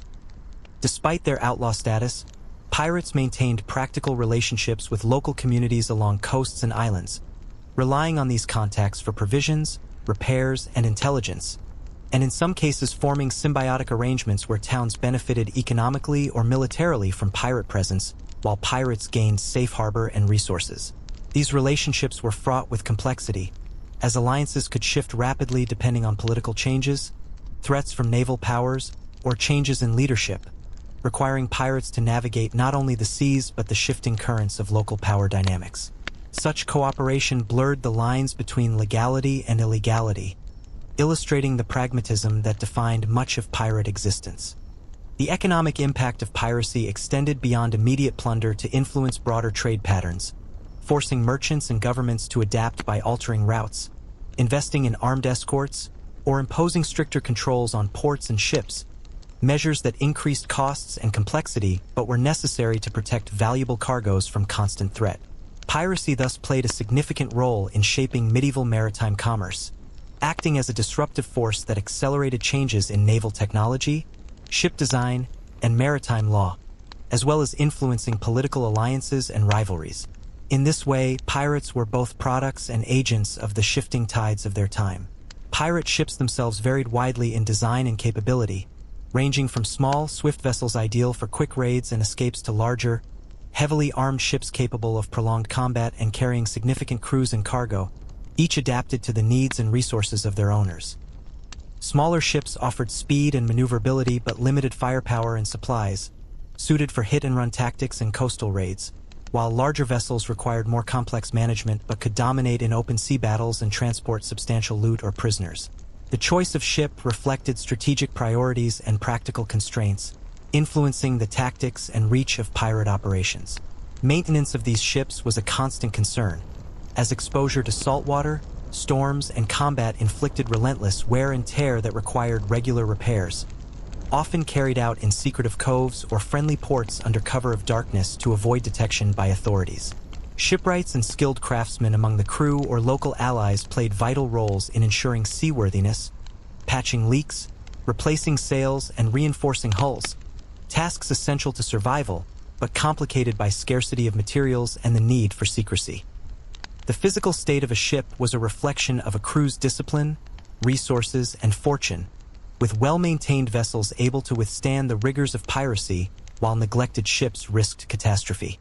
Despite the hardships and constant dangers, pirates developed complex systems of governance aboard their ships that, while informal compared to contemporary state institutions, provided a surprising degree of order and fairness, reflecting a pragmatic response to the unique challenges of life at sea where cooperation was essential and authority had to be earned and maintained through consensus. Many pirate crews operated under written or oral codes known as articles, which detailed rules of conduct, the distribution of loot, compensation for injuries, and procedures for resolving disputes, creating a social contract that balanced individual interests with collective survival. These articles varied between ships and crews but often shared core principles such as equal voting rights in important decisions, the right to challenge the captain's authority, and punishments for violations that threatened the unity or effectiveness of the group. Such governance structures contrasted sharply with the rigid hierarchies and absolute monarchies prevalent on land during the medieval period, offering pirates a degree of agency and democracy rarely found in contemporary society. And many historians suggest that these proto-democratic practices influenced later political developments. The captain, while holding significant responsibility and authority during navigation and combat, was accountable to the crew and could be deposed by vote if his leadership was deemed inadequate, reinforcing the idea that power aboard a pirate ship was conditional and dependent on mutual trust and respect. This system encouraged a sense of ownership and commitment among crew members, as their voices mattered in decisions affecting their lives and livelihoods, fostering cooperation and cohesion in an otherwise precarious environment. Injuries were a constant threat, and pirates developed informal yet effective methods for treating wounds and illnesses aboard ship, despite limited medical knowledge and scarce supplies, often relying on the skills of crew members with basic experience in healing or the use of herbal remedies obtained during raids or at ports. The cramped and unsanitary conditions aboard ships made infection a deadly risk, but pirates adapted by isolating the sick when possible and maintaining rudimentary hygiene practices, understanding that the health of the crew was vital to their collective strength and success. Amputations, cauterizations, and other harsh procedures were sometimes necessary, performed quickly and without anesthesia, underscoring the brutal realities of pirate medicine.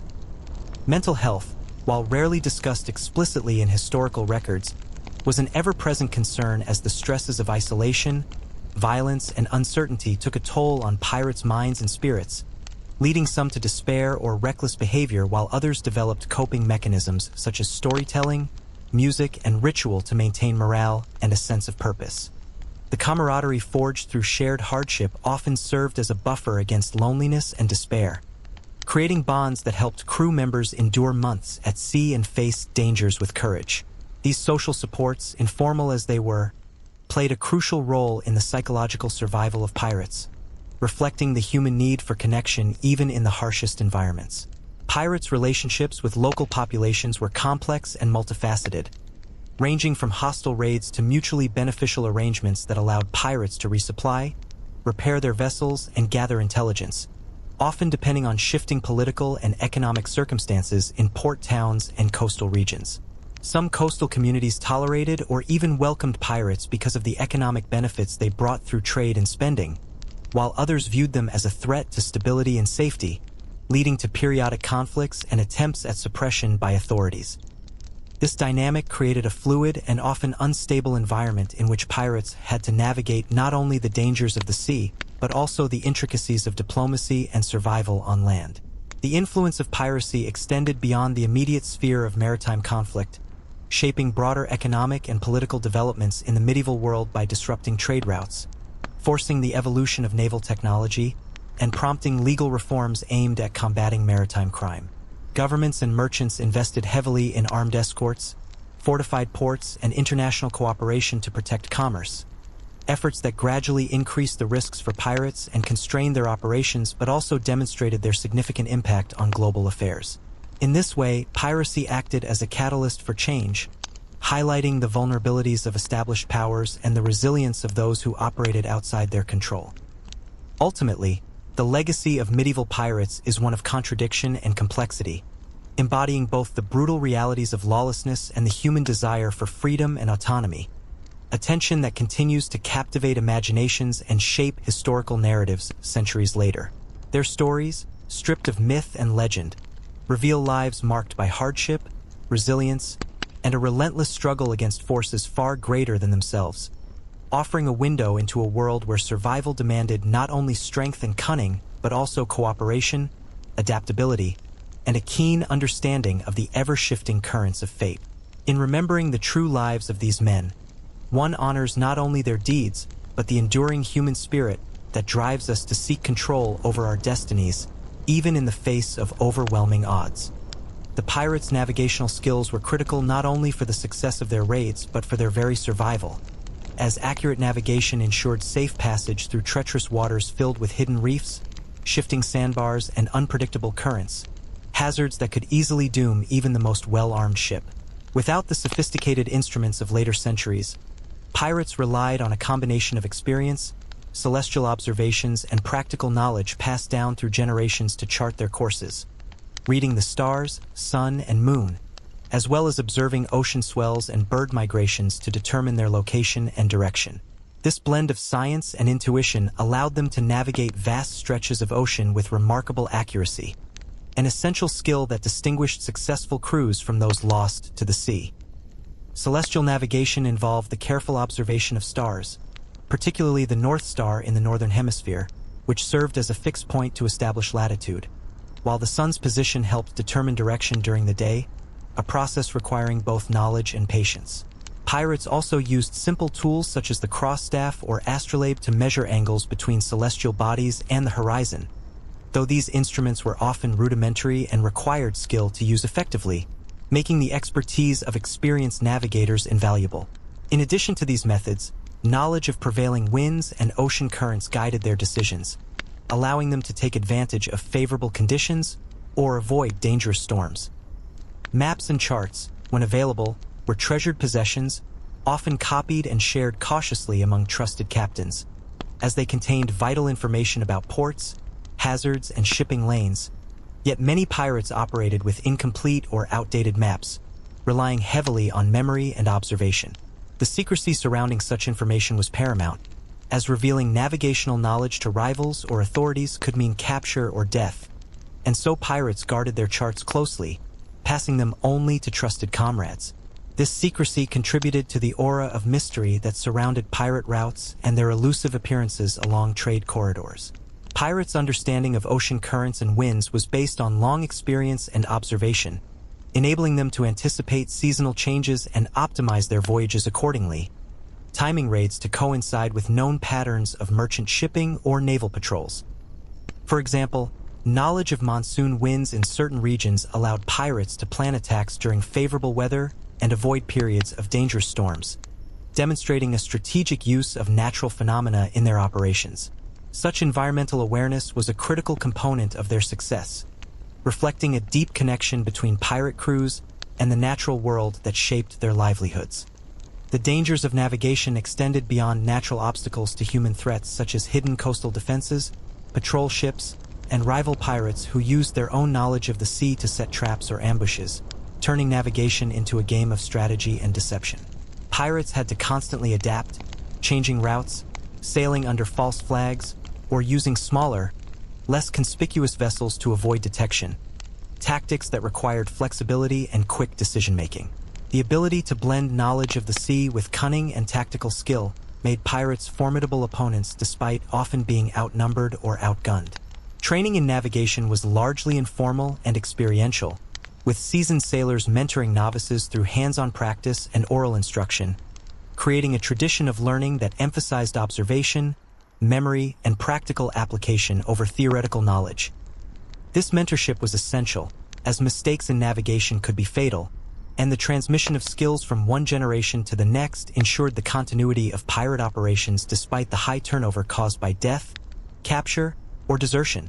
The apprenticeship model fostered bonds of loyalty and respect between mentors and apprentices, reinforcing the social fabric of pirate crews.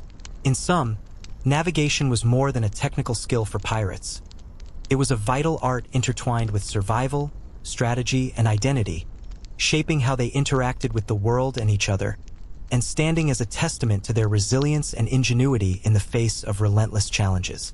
Without mastery of the sea's mysteries, pirate life would have been impossible. their legends reduced to mere chance rather than the calculated risks and skillful maneuvers that define their existence on the waves. Thus, the story of medieval piracy is inseparable from the story of navigation. A dance between man and nature, knowledge and mystery, danger and opportunity. The social dynamics aboard pirate ships created an environment that was both volatile and remarkably cohesive, shaped by the pressures of shared hardship and the constant need for mutual trust in an otherwise lawless existence where betrayal could lead to death and unity meant survival. Despite the inherent risks, many pirate crews developed strong bonds of loyalty and solidarity, forged through experience and necessity, with each member understanding that their fate was inextricably linked to the actions and decisions of their comrades, creating a fragile yet resilient social fabric. This cohesion was not the product of blind obedience but of negotiated relationships, where respect was earned through competence, bravery, and fairness, and where democratic practices allowed for collective decision-making even in the face of danger. Conflict and violence were ever-present threats within this social framework, as disputes over shares, leadership, or personal grievances could escalate quickly, sometimes erupting into brutal fights or even mutinies that tested the limits of discipline and order aboard ship. Pirates, though often portrayed as wild and unruly, understood that internal chaos would be more deadly than any external enemy, and many crews developed systems for resolving disputes, ranging from formal councils to mediation by respected elders or officers, mechanisms that helped preserve unity. These processes were imperfect and varied widely between crews but reflected a pragmatic approach to governance that balanced individual interests with the collective good. The fluid nature of pirate crews, with members joining and leaving, being captured, killed, or deserting, meant that social hierarchies were often unstable and constantly renegotiated, requiring flexibility and adaptability from all involved. New arrivals had to prove themselves quickly, earning the trust and acceptance of their peers through work ethic, skill, or acts of bravery, while established members had to maintain their standing through consistent performance and loyalty. This dynamic created a meritocratic environment rarely seen in medieval society, where birth and class usually dictated status, further setting pirate life apart from the world on land. Gender roles aboard pirate ships reflected the realities of their time and environment, with crews overwhelmingly male and women rarely present, though historical records do note exceptional cases of women who disguised themselves as men to live as pirates, challenging contemporary norms and risking severe punishment. These rare women pirates have become legendary figures, their stories often romanticized or exaggerated, but they highlight the permeability of social boundaries within pirate communities and the opportunities, however limited, for individuals to transcend traditional roles. The presence of women, when it occurred, could disrupt shipboard dynamics, leading to both fascination and conflict, underscoring the complex interplay of gender, power, and survival in pirate life. Pirate culture developed its own codes, rituals, and symbols that fostered identity and cohesion, ranging from distinctive clothing and tattoos to secret handshakes and shared superstitions, creating a sense of belonging and differentiation from the societies they opposed.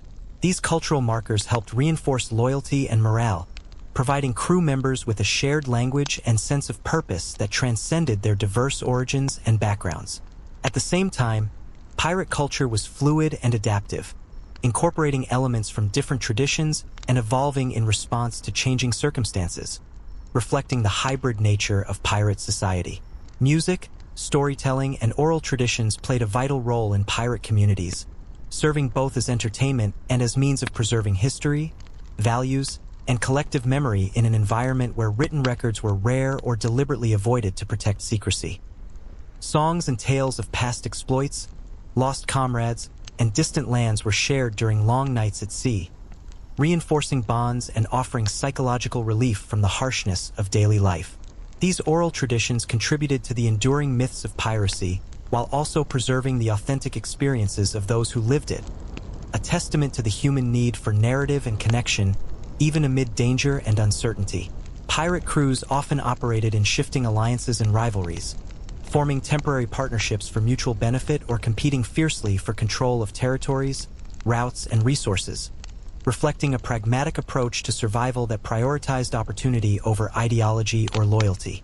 These relationships could be fragile and short-lived, dissolving as quickly as they formed, and were marked by a constant negotiation of power, trust, and suspicion that shaped much of pirate strategy and social interaction.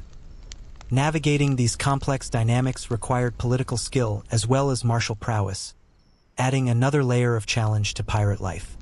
Understanding these social and cultural dimensions is essential to grasping the true nature of medieval piracy, revealing a world far more intricate and human than the simplistic caricatures often portrayed in popular media, and reminding us that beneath the veneer of lawlessness lay communities defined by cooperation, negotiation, and shared struggle.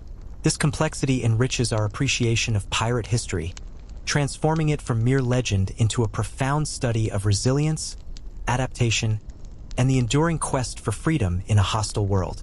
In acknowledging this, we pay homage not only to the deeds of pirates but to the social realities that shaped their lives and legacies.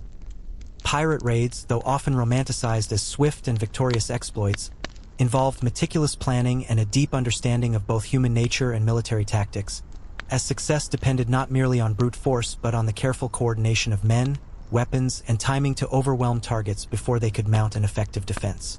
Captains studied the schedules of merchant ships, analyzed the defenses of potential victims, and chose moments when surprise and speed could tip the balance in their favor, often attacking at dawn or dusk when visibility was limited and crews were least prepared.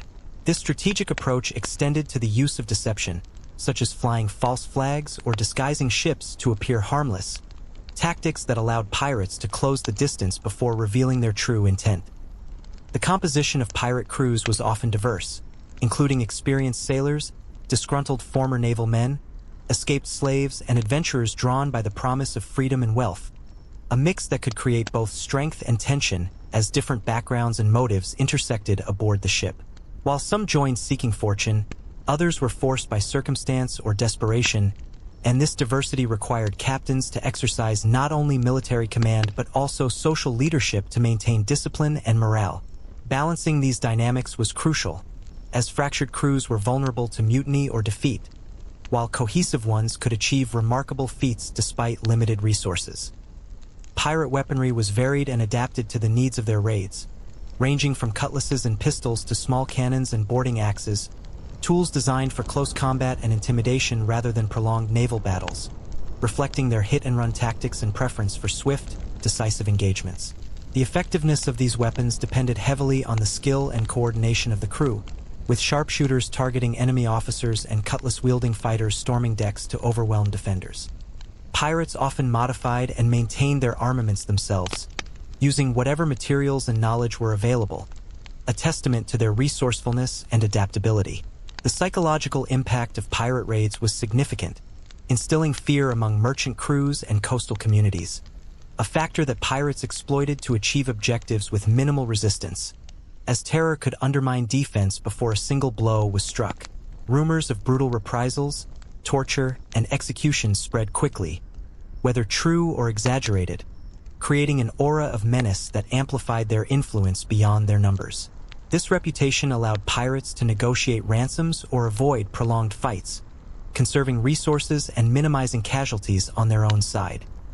Despite their reputation for violence, pirates often adhered to unwritten rules regarding the treatment of civilians and non-combatants, understanding that unnecessary cruelty could provoke harsh reprisals and damage their long-term interests, a pragmatic approach that tempered their brutality. Captives were sometimes spared or ransomed, and in some cases, merchants were allowed to keep part of their cargo if it facilitated smoother transactions or future cooperation. This pragmatism highlights the complex moral landscape within which pirates operated, balancing survival imperatives with economic and social considerations. Pirate life was also marked by moments of celebration and ritual, from the sharing of spoils to feasts commemorating successful raids or the election of a new captain, events that reinforced social bonds and provided respite from the constant dangers they faced. These gatherings often involved music, storytelling, and drinking, creating a temporary escape from harsh realities and strengthening the sense of community among crew members. Such rituals were vital to maintaining morale and cohesion, reminding pirates of their shared purpose and humanity even amid chaos. The economic network supporting piracy extended beyond the ships themselves to include merchants, fences, and corrupt officials who facilitated the sale and distribution of stolen goods. A shadow economy that connected pirates to broader markets and societies. These networks were essential for converting loot into usable resources and maintaining pirate operations.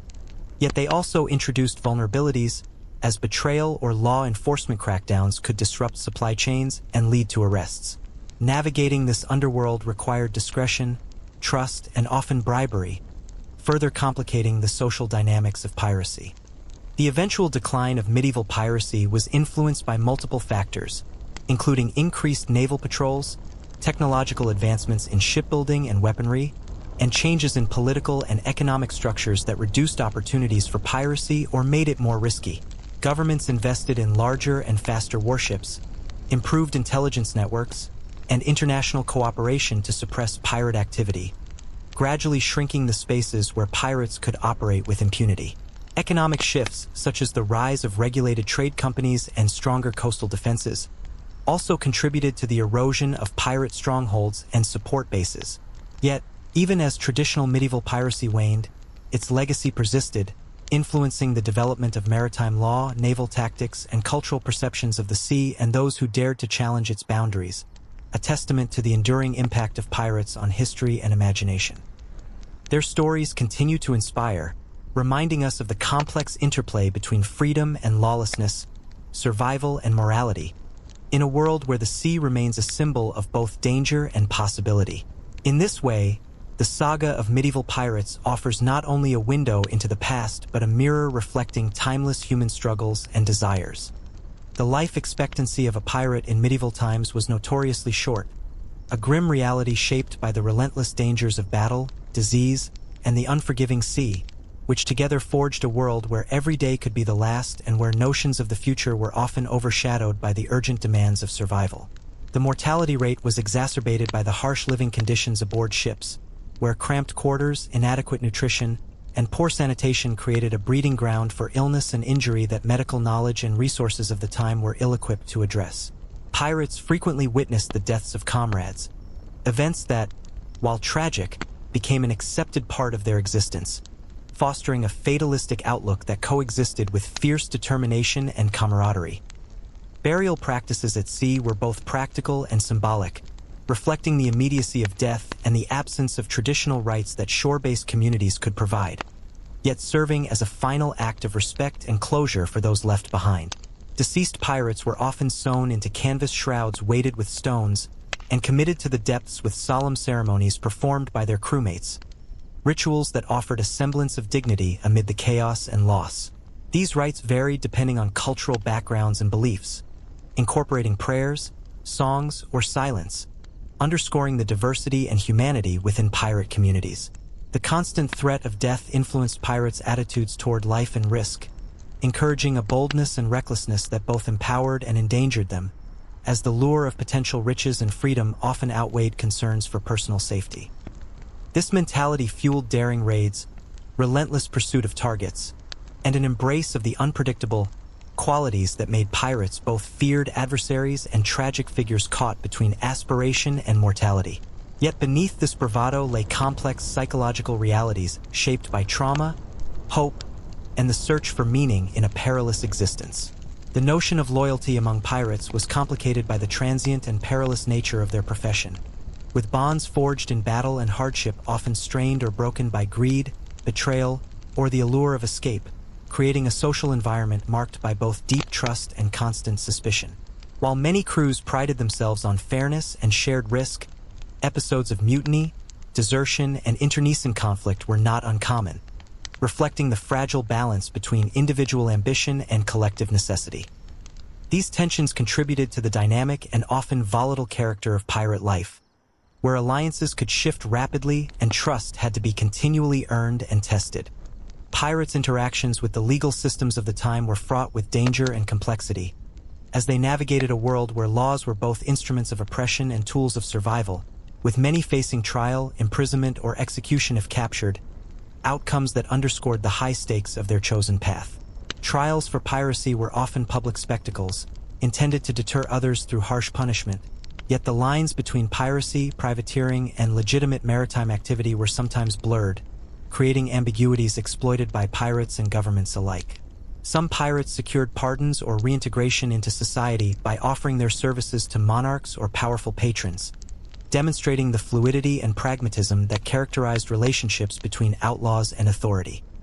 The legacy of medieval piracy resonates in literature, art, and popular culture, where pirates have been variously depicted as villains, heroes, or symbols of rebellion and freedom, reflecting enduring human fascination with those who live outside the law and challenge established order.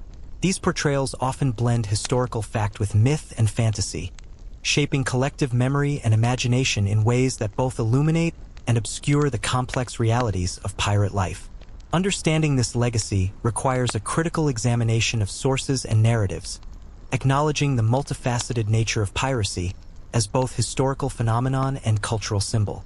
In reflecting on the lives of medieval pirates, one confronts the interplay of freedom and constraint, courage and vulnerability, lawlessness and order that define their existence, offering insights into the human condition in contexts of extreme adversity and choice. Their stories, though marked by violence and hardship, also reveal resilience, adaptability, and a persistent quest for autonomy, qualities that continue to resonate across centuries and cultures. By engaging with their history honestly and thoughtfully, we honor not only their deeds but the enduring complexities of human life at the margins.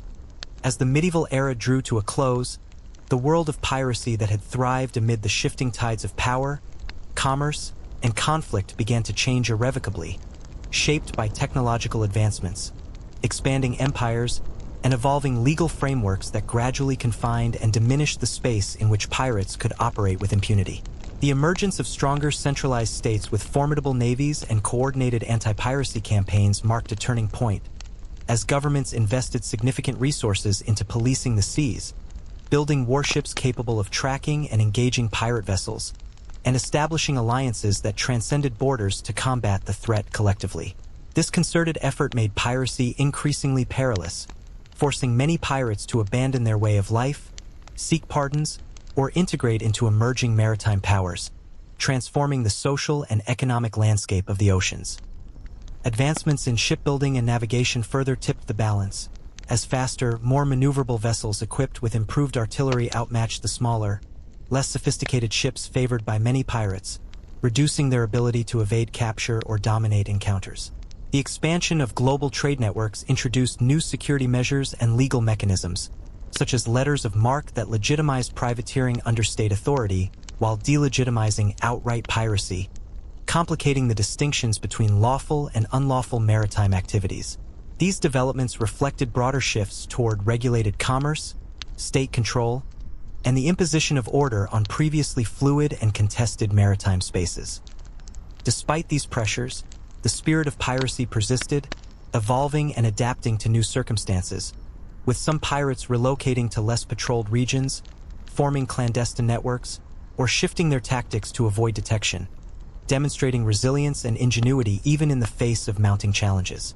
Their legacy influenced later periods of piracy, including the so-called Golden Age centuries later, and continued to captivate imaginations, inspiring countless stories, songs, and artworks that blend historical reality with mythic elements. This enduring fascination speaks to the complex human attraction to rebellion, freedom, and adventure, themes embodied by the figure of the pirate across time and culture. The medieval pirate, then, stands as a symbol of the tensions inherent in the human experience, between order and chaos, authority and liberty, survival and ambition. A figure shaped by circumstance but also shaping the world in return, whose life offers lessons about resilience, adaptability, and the pursuit of autonomy under extreme conditions. Their history, when stripped of legend and examined with care, reveals not just the exploits of outlaws but the intricate social, economic, and political realities of a world in flux, reminding us that even those on the margins are part of the broader human story. In contemplating the lives of medieval pirates, we confront the complexities of freedom and constraint, the costs and rewards of defiance, and the enduring human desire to chart one's own course amid the unpredictable seas of fate. As you drift into sleep tonight, let the tale of these men and women who dared to challenge the vast and often cruel ocean remind you that even in the darkest and most uncertain times, the human spirit seeks adventure, connection, and meaning. A reminder that within each of us lies the capacity to navigate our own course, whatever storms may come.